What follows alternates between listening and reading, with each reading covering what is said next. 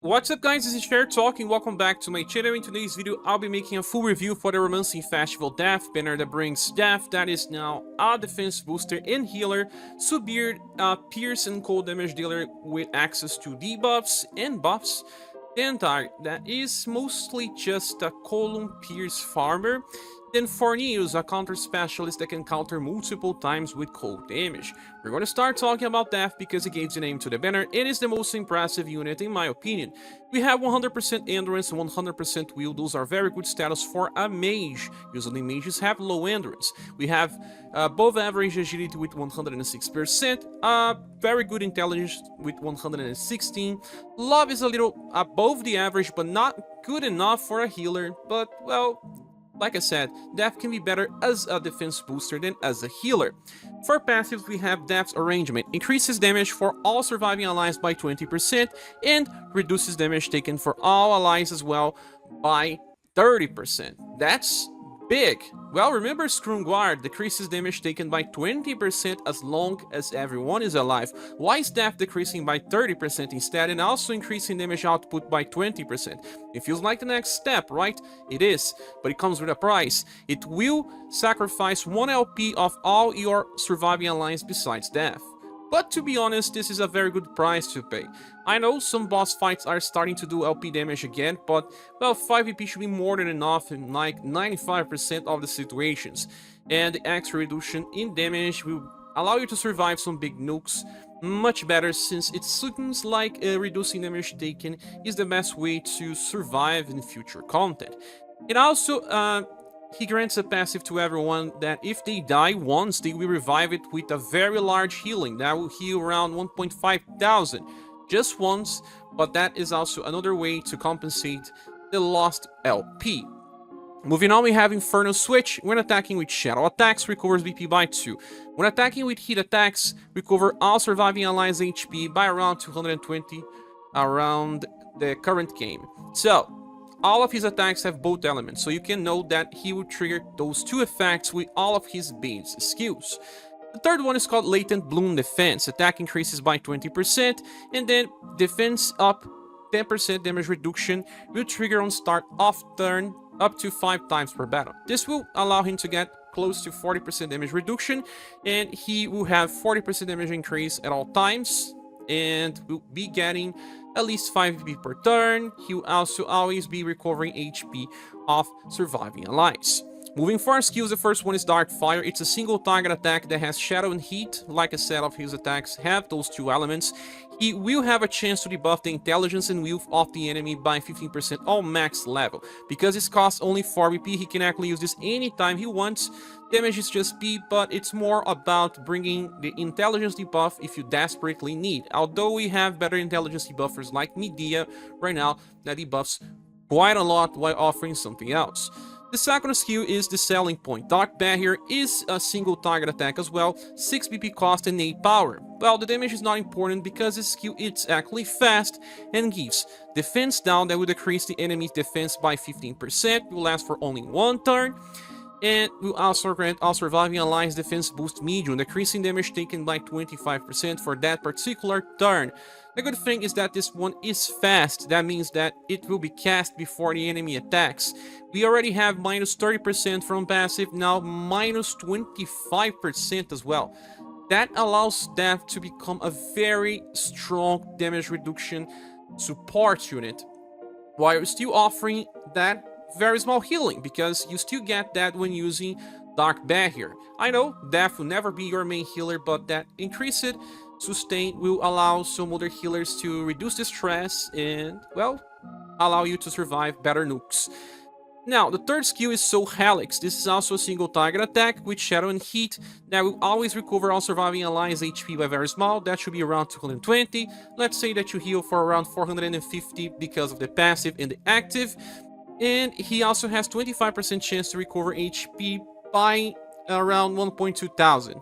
That means that you have healed for higher than 1.6 thousand if you get this to trigger. But 25% chance to trigger this, it's very unlikely, and I would not bet my life on doing this. So, it's just an extra effect that did not exist on JP. JP also did not have the heat damage on the second skill. That means that we got some changes to allow Death to compete better for the heal and the defense boost category.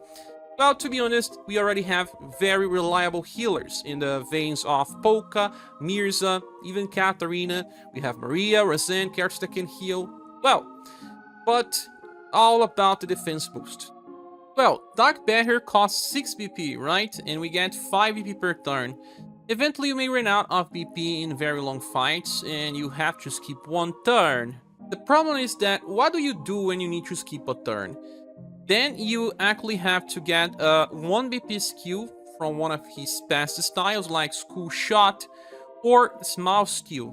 I prefer Small Skill because this one has HP recover, and with 1 BP usage, you actually recover 5, so you have 4 BP back that will allow you to use under 4 Dark Barriers.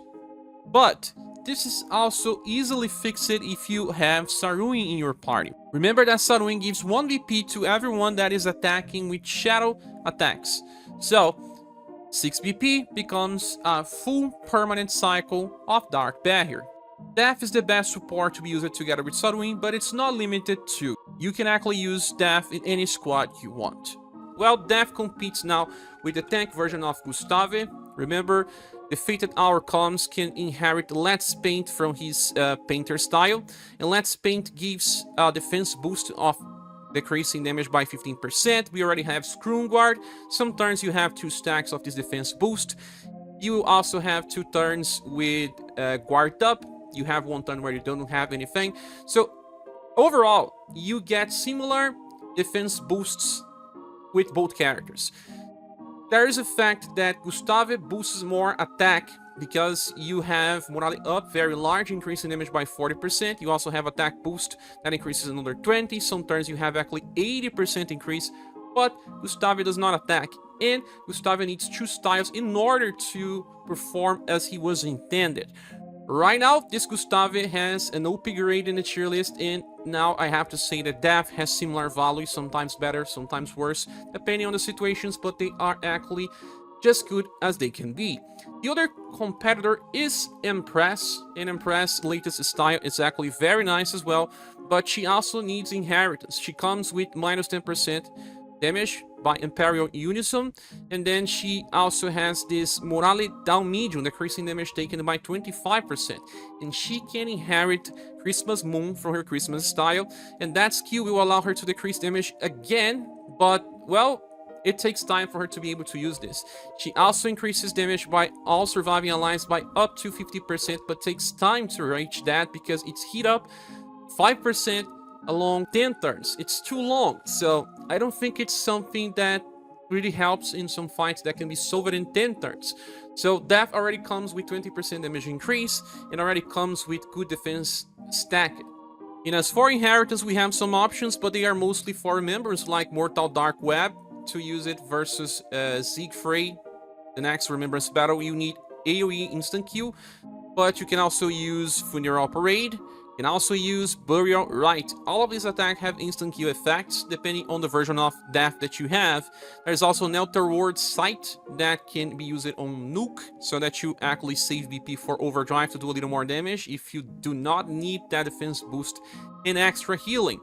Besides, all the other skills are not that important, but you do have Poison Bog for Armine, and you do have Stun with Deadly Touch, all coming from the S style. Besides, this character is self-sustainable, and there's no need of anything else. This character will receive an OP grade in the tier list by rivaling the best types of defensive support we have in the game right now. Well, that's the last version of Death so far, but I believe he is very popular and will get something else in the future. The next character is Subir, and here we have 120% SDR. That's actually very good value. Well, I know Hardy has 130%, but he is a little beyond the curve. We have very good endurance and will. As you can see, both are above 100%. Agility is 92%, just okay, but everything else suffers from this. But they don't matter much since we have fast attacks as well. And, well, just love and charisma being a little too low. Now for passives, we have King of the Sea. On odd turns counting from the start of battle, debuffs all enemies' status by 10%. That's right. All status of all enemies, and it does not rely on intelligence or anything. It will always apply. It also applies defense down medium to all of them, decreasing their defenses by 15%. Well, remember Nawal's daughter? She has this skill called Water Festival that was very useful because it buffs all of your status. She got a debuff version where she could debuff all enemies' status by 15% and apply a defense down that will decrease their defense by 15%. We are getting part of Nawal's daughter kit via passive. It's actually very nice, but just every 2 turns. Well, status debuff decay happens, so it starts with 10%, becomes 7.5, and then 5%. You're gonna cast again. So if an enemy does not have the 5 weakness, you get an average of 15% status debuff. But there's a second part. On even turns counting from the start of battle, it will buff all surviving allies status by 20% and also apply this defense boost that decreases damage taken by 15%. Oh well, we need to talk about Nawal's daughter again because he's stealing this from the first version of Nawal's daughter. And Water Festival, remember we just talked about it, gave 25% buff to all status and a defense boost that will also decrease damage taken by 15%. The only problem with this is that the defense boost only lasts for 1 turn. Since the enemy will not try to clear your buffs all the time, you can actually reach 30% buff to all of your status at average just passively via Subir. So it does make a difference, especially if you are needing Will, and since it buffs all status, it benefits all types of damage dealers as well. Before we move on, there's just one thing that I want to say, it's that Forneus had a similar passive recently in his A Bountiful Sea to Own style, where he would, every 3 turns, buff all status by 25%, and then remove all allies debuffs applied. So I know it's different, but he was also buffing everyone's status passively. So, moving back to Subir. I believe Subir version is better, although having free debuff cleans, it's nice. Second passive is called Hydro Aura. Cold attack increases by 20%, and when attacking with cold attacks, recover 2 BP. Then when attacked by an attack that will cause resist, damage taken is reduced by 25%. Then you have another one where it will reduce by 40%. And then you have a chance to evade resist attacks, and then you increase 20% damage at all times. So what do we have here? 40% damage increase, much like death. Then, if you resist, you're going to reduce damage taken by 25, then another 40% alongside a chance to evade. And you are going to recover 2 BP at all times since all attacks from Subir have cold, so he is a 5 BP per turn character alongside all the gimmicks from the King of the Sea passive that will increase his damage output of the party as well, while also trying to debuff the enemy. Moving for our skills, we have Water Javelin. It's a single target attack with Pierce and Cold that has E power and it's free. Well, the damage is not important, but after he attacks, he will grant Pierce defense down and Cold defense down. Both will have 15% volley on max level. So you could say that this is similar to having 2 very specific defense downs in the enemy, but they only work when you are using this specific element, that being Pierce and Cold. Because he actually applies this after attacking, he does not benefit, but if you have someone in your party with Pierce and Cold damage in their skills, they will actually increase their damage output by 30%. That's right, I checked on JP, that's what they say, that is a stack when you have an attack with both elements. We have some characters I'll be discussing later.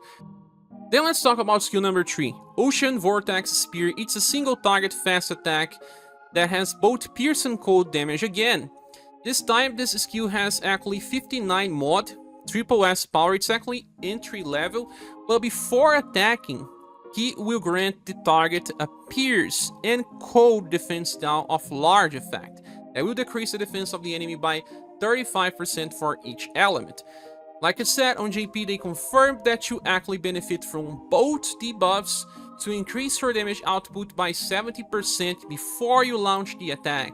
So we have 40% increase, then plus 70, he becomes a 110% damage potential when attacking, so that this triple S attack will feel more in line with 4S attacks of other types of characters.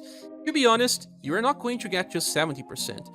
If you use a Water Javelin first, that's how you're gonna use him for boss fights. This lasts for 2 turns, so you have 30% on total from here. And then you use Ocean Vortex Spear and you add those values. You will have 100% damage increase if you are using this in the right setup. So, it becomes 140% damage increase when using this nuke attack. And there is a very good comparison to make. Well, we have a character like Silver, for example. Her UDX style has this skill called Sia Orin Dragon Kick that buffs her damage by 50% before she attacks. Her mod is actually much higher on 68, and she has 2 chains attacks that will also benefit. Her full damage potential is higher than Subir, that's right, but she only increases her own damage potential, while Subir will increase the damage of other characters that also attack together with him, in that particular turn at least. So, even Silver herself will get a 50% damage increase when used together with the Subir, because she will benefit from the first and second cold defense down. You can use characters that have both Pierce and Cold as well, but they are kinda hard to find, with a good example being Katarina, but she's not really a damage dealer. Her latest style is more of a healer and support, but her skill Ice Impact and Ice Fox Word Ballet are both Pierce and Cold.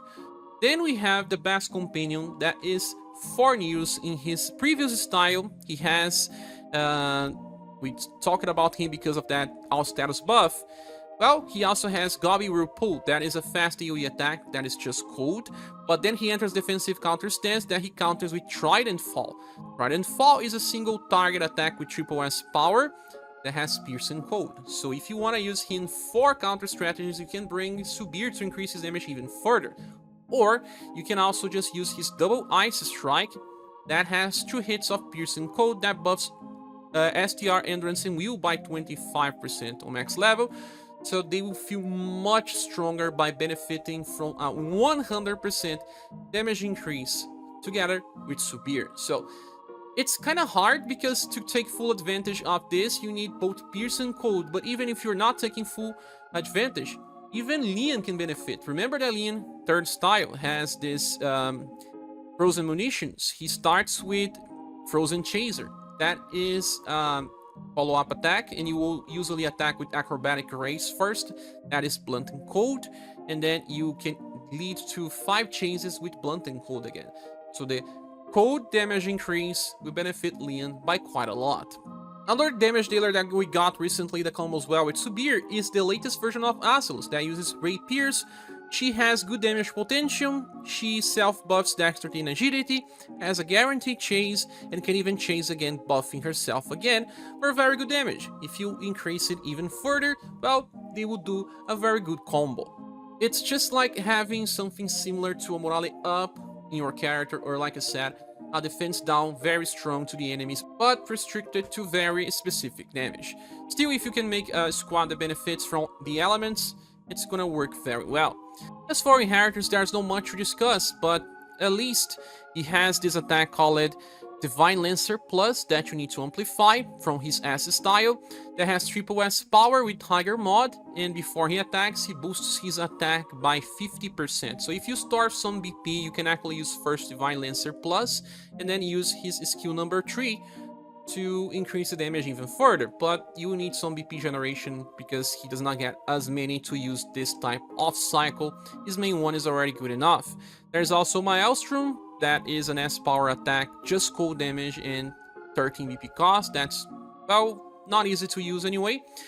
And there's also Wave Thrust from his latest style that has fast skill, Pierce and Cold, and buffs agility by 25%. This could be useful for Remembrance if you can actually evade together with Matriarch. Well, in the end, Subir does not need inheritance, he comes ready to be used in boss fights, and there's just one problem. Even when you consider all of it, his damage is not as strong as other nukers. The current damage dealers are much stronger. Well, he's not here just for damage, he's here to increase the damage of other attackers, he's here to provide buffs and debuffs he should not be used as just one thing. Well, and because of that, he also clashes with another character that will take his spot in most fights, sadly. That is Razan. He just got released, and Razan does similar. He will buff status passively, although not all of them. He will cast attack boost and defense boost. He has access to AoE heal, so they kind of fight for the same slot, but if you can actually use them together, you get a lot of things, but it's hard. Sometimes you just don't have space for another generalist and not a specialist. But Razan is classified as OP grade in the tier list, Subir is a step below, but still good enough to guarantee him triple S grade since the other Fornews has this one as well. Passively, you get lots of effects and I cannot deny, and I had a change of heart based on after I fully understand how the character works by stacking his 2 defense down effects. Well, Subir has another style on JP released recently where he has skill number 1 that gives him guard up and cold damage increase by 2 turns. You have to manually level up the cold damage increase, but guard up is always 35, cold increase gets up to 55. He also has an attack that triggers OD Chase with triple S power, and this triple S attack here is just based on increasing his damage, not about debuffing the enemy. You may sometimes prefer to use the current style skill to allow your other characters to do more damage. So you can decide what you want to do, and he gets stronger via overdrive attacks, and will just increase his damage overall by the passing of the fight. I think this next style is okay, but nothing really special. Well, right now on JP they have very strong damage dealers, and this one here is a little too gimmick. You can see by the grade system giving him a lower score. The next character is Dentark, and he has 123% STR and 103% agility. Those are very good values for farming, but he still has 100% endurance and 86% will, because if you don't have anything better, he can be used for remembrance as well. Now, for passives, we have Power Warrior 4. Attack increases by 30% at all times, and on start of turn, he recovers 4 BP, but 2 times only, so only turn 1 and 2. Then Strengthen and Assault increases damage by 20%, and he starts the fight with 12 BP. Then Offensive Breakthrough increases his damage by 20%, and when attacked, damage will reduce it by 25% and gives another extra BP, so you start with 13. In the end, he actually increases damage by 70% on total. Skill number 1 is called Rising Land. That's a full AoE attack with the power and free. It's okay, but you will hardly use this. The second one, Devastating Trust. It's a column attack with triple S power and 9 BP cost. That's right. It's very strong for what you do, but 70% triple S power, right? Well. We have Merlutsira. Merlutsira is a farmer, and she has how much? Well, 50%, 75%, and she has PP all over the place. Can attack multiple times with Chain Lightning. 2 times B power equals triple S. So, it does not care about column, row, or any area. You always kill the enemies if they are in any formation. That is, if you can, if you have enough power, right?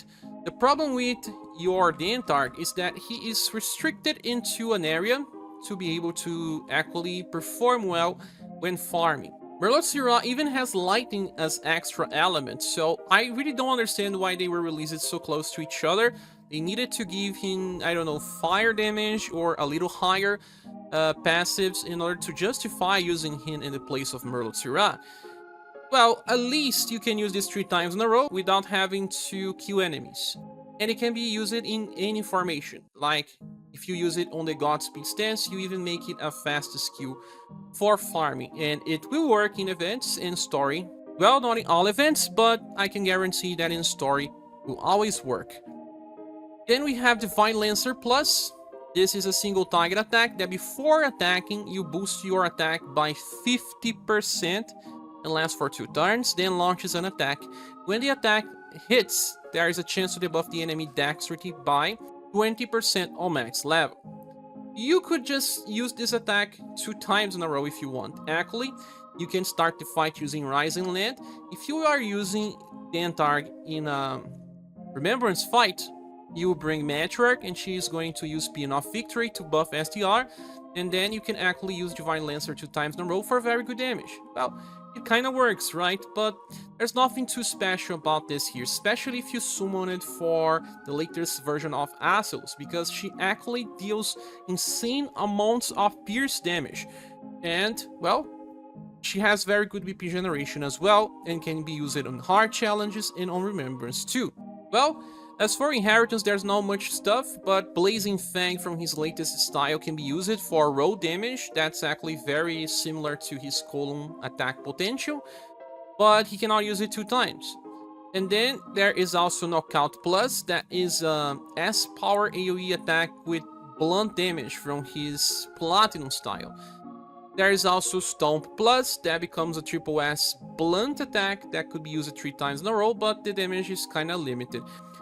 And in this banner we have 3 spear users, meaning that Dentarg is the less interesting of it all. Sadly, Dentarg is a very limited character. We design made for farming, but at least he still works for Remembrance, hence why he's going to receive plain SS grade in the tier list. Well, Dentarg's next style is actually pretty impressive. He was designed to be a farmer again, but with access to 2 different skills. One is full AoE, just Pierce, S-Power.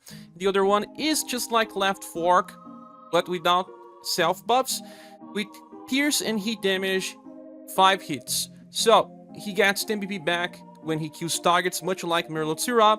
So, I suppose with just Pierce you can probably solo some AoE stages, but I believe the 3rd skill is the one that matters the most. 5 hits to random enemies, but usually use it versus just 1 so that you can actually kill it and keep using it every turn so that he can solo farm. All his passives are based on increasing damage potential and critical damage as well. The next character is Forneus, and he is a hybrid counter specialist, so he needs lots of different status. 115% STR in intelligence, so you have both on the same values. 104% endurance, well, he needs because he will counter direct attacks, and 94% will is more than enough. He has low agility, but he does not care about that. He even has delay attacks. Love and Charisma suffer a little, but, well, considering that he's in hybrid, I have to say that his status are actually pretty good. Moving on for passives, we have Sea Calamity. On the start of battle, he feels his OD Gauge to the max. Then he grants himself Deep Sea Fury for the whole fight. Deep Sea Fury is a counter passive. Every time that he gets directly attacked, he will trigger Deep Sea Drop. That is his 2nd skill. That is delay, but doesn't matter when he is using as a counter. Single target, cold damage, it is even a spell, so based on his intelligence. And it will recover his HP by around 200 and even has a 25% chance to heal by 1000. The attack itself has double S power. Well, double S power is actually good enough for a counter, right? Okay, now that we understand what Deep Sea Fury does, when you attack on Overdrive, you can even use this on turn 1. You're gonna trigger another Deep Sea Fury, but this time it lasts only 2 turns. We will talk more about it. And then it will trigger also a defense boost that decreases damage taken by 25% for 2 turns as well. Then by the end of your turn, you will always recover OD Gauge by 25%. So usually you want to start the fight with that Overdrive to trigger the 2nd counter. That's right, you're going to counter 2 times with your Deep Sea Drop. And then you will get that extra defense boost, and by the end of that same turn, you will have recovered 25 points of Overdrive Gauge. The 2nd passive is called Taunt Fury 4. On the start of a turn, enters a taunt stance, and that taunt has medium effect and lasts for 4 turns. That means that it stacks and you just draw more enemy attacks towards Forneus. Not all counter specialists have taunt, so this is very nice to have. Also, when being attacked, reduces damage taken at all times by 30%, and every time you are attacked, you trigger an attack boost that increases damage potential by 30%, but only for that particular turn. That means that the more he gets attacked, the more attack boosts he gets, but they will increase the damage for that turn. You have to start from 0 again on the next one. Then there is Latent Balloon Attack. When attacked, damage will be reduced again by 25%, and the start of a turn triggers a heat up that increases damage potential by 10%. It can trigger a max of 5 times per battle, for a total of 50% by turn 5 and beyond. I don't really like this. It could have been something better because in the end, he already has good defenses and only 50% by turn 5. Sometimes when we use counter units, we don't need to go to very lengthy battles. But when you look on this character, this is his only damage increase besides the attack boost when he gets attacked. So he starts pretty slow, but he deals damage by number of counters more than anything else. So, moving on, skill number 1 is called Aqua Lunge. This is a E-power attack that has Piercing Cold. That's nice because if you are using him together with Subir, you're gonna do more damage. But without it, it's just very similar to a normal attack with 2 elements. The second skill is the one that we already discussed, Deep Sea Drop. That is single target, cold only, intelligence based, that will recover his HP. But when used as an active skill, you will use 6 BP. Deep Sea Drop is actually funny when used as an active skill because it has delay and it's random, so you don't know who he's going to hit if there are multiple targets. But, well, you are not gonna use this anytime soon because you're going to start the fight by use of 4-fold Vortex, especially on Overdrive. This is a single target attack that is based on your STR that deals just cold damage. Can be used 3 times per battle. Before you attack, you grant a passive that increases cold damage by 30% for the whole fight. Then you are going to attack a random enemy, and it would land a 4S damage. It will feel strong, but more in the 3rd time you are using because, well, remember that we only have this heat up effect to increase damage potential, and when you are using this on Overdrive, you will not have any attack boost as well. So, even to reach 4S power, there are many other cards that will do higher values. But after you attack, you will grant yourself this recover BP by the end of turn. So, by using this 3 times, you can actually have 6 BP per turn. That allows him to just keep using Deep Sea Drop after that forever. He'll never run out of BP. But how do you actually work? You use 4-fold Vortex on turn 1. In that turn, you get 4 BP. So you will only have enough BP by turn 4 to use 4-fold Vortex again. In that turn, you get 5.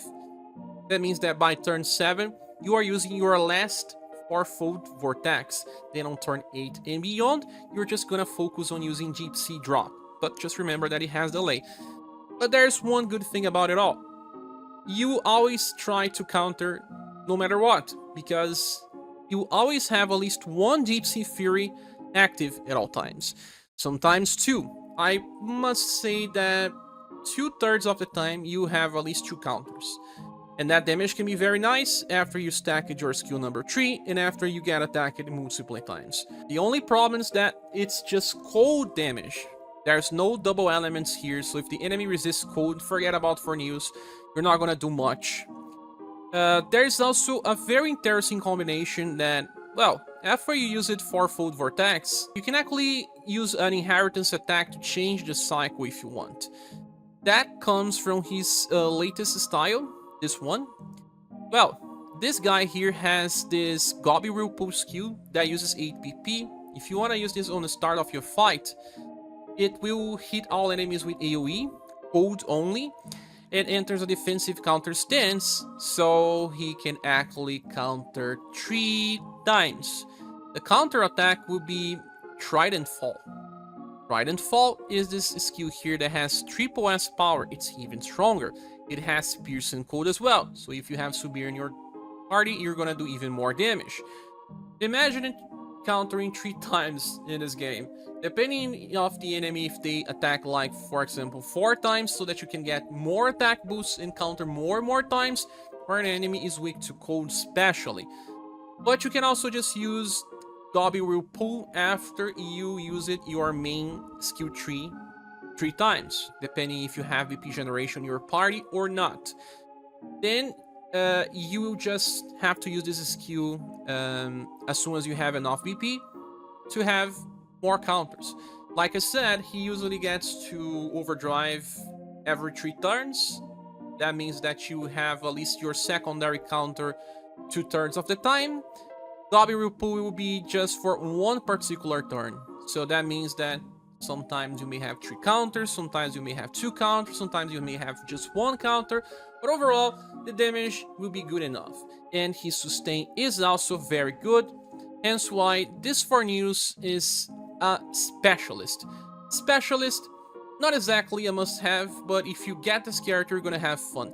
As for inheritances, we have some interesting options, starting from his monster style. There is Tidal Lure. This is a fast single target attack, pierce and cold, the first hit at least, with S power, and then he's going to counter direct attacks with Maelstrom. That is a full AoE S power attack with cold damage. Well, it's lower power because it's AoE. But if you have multiple enemies, maybe this is a better inheritance than Gobi Ripu. That is just single target with triple S power. And then we have his first human style with Prime Pump that will be amplified into Prime Pump Plus. That gives him a better guard up and a better cold attack boost that increases damage by up to 55% and gives him 2 BP as well, so that he can actually use his skill number 3 more often. Then there is Lightning Plus from his mage version that will help you versus the Real Queen fight since it paralyzes. And Thunderous Fury, that is a single target attack that hits 3 times via random enemies and buffs intelligence with each hit for a total of 75% intelligence in that turn. Well, remember that his counter is based on intelligence. Well, this can also lead to more damage in your main counter. If you have the mage version, it's okay as well. And from the recent style, Double Ice Strike can also be used if you cannot counter enemies if they don't use direct attacks. Using Double Ice Strike can be used for full damage potential. But I don't know, maybe you will want to use this other Forneus since he also buffs the party if the enemy cannot be countered. Well, there's just one problem with Forneus. He's competing with very good units. For example, Global X Bertrand that can also self-heal. He counters triggering defense boosts and attack boosts that last for more than 1 turn. He buffs intelligence when he gets hit, and he can be used for solo easily. So, he counters with both fire and cold. That means that sometimes if the enemy is resistant to cold, you can still use him with fire damage. And not just him, but there's also Galahad. Ice Cream Galahad has a counter mechanic via inheritance of his welfare style, so that he uses Freeze Spike that can be used even 4 times to counter multiple times, self-healing, triggering defense boosts. He takes a lot of time to kill the enemy, but he just works. The last competitor is Varys. He is a slash and cold counter, but he only has 50% chance to counter via passive, and there's no active skill that will allow him to counter. Zero Absolute is a skill that gives defense up and apply hit down in the enemy, so you have usually minus 20% damage in a fight, and that actually helps, but his damage is inconsistent. I much prefer Forneus even if he is just cold, but I cannot say that Forneus is better than Global X Bertrand or even better than Ice Cream Galahad. They are actually side grades to each other, even if your Forneus attack multiple times. Sadly, that's all the truth about this character. Forneus is a specialist. He requires the enemy to use direct attacks so that he can counter and actually work by his own design. And this does not happen all the time, especially because he only uses cold attacks. But when it works, damage is gonna be amazing, and he is a very fun style to play with. Because of raw power and utility, I will give him a triple S grade, but he's still easy to skip if you already have Global X, Bertrand, or Ice Cream Galahad with a counter mechanic. Well, this is the last version of Forneus on JP as well, so there's nothing else for now, but I'm sure he's gonna get something in the future. Now back to the banner image. Is this banner worth summoning for? Oh yes, but you can also skip if you want. I will give it a Silver Plus award because I still believe that Death is the next step in defense support, much more than in the heal role. If you think about it, well, Cornelius clashes with two other very good counter specialists, so you don't really need him, although he is good. And Subir can offer damage and support, but he can also be replaced by Razan. So, there's Dantark, that is inferior farmer when compared to Merlotsira. So, some characters are good, but they are also clashing with some others, hence why I believe a Silver Plus award is well deserved. But that's my opinion. I have been pulling and I tried to get Death. Well, I really believe Death will be useful in the future, but I haven't gotten yet. I hope you got better luck than me, but what do you think about this all? Please say here on the comment section. Thank you so much for watching this video. Please subscribe if you still haven't. If you want to support the channel, we have a Patreon. If you want to support the channel, we have a Patreon. You can also become a member or help via donation in the links below. I hope to see you soon in the next video or next live stream. Bye.